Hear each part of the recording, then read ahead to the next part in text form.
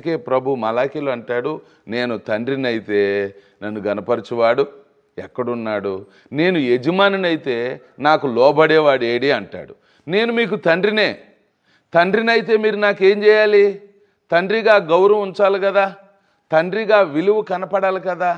చాలాసార్లు మాకు తండ్రి అని చెప్పుకుంటారు. ఒకరోజు యోహాన్ గారి దగ్గర బాప్తిసం పొందడానికి వచ్చారు చాలామంది.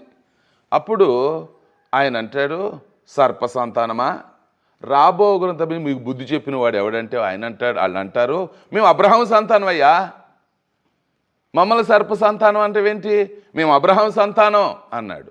అసలు అబ్రహాం సంతానం అయితే ఆ అబ్రహాము రాళ్ళ వలన కూడా పిల్లలు పుట్టించగలడు.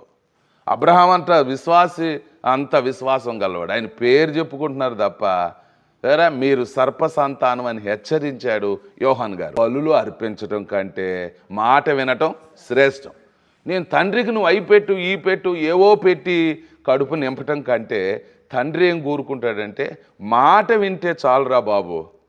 ఆయన కోరుకునేది ఏంటంటే తండ్రి మాట వినాలి.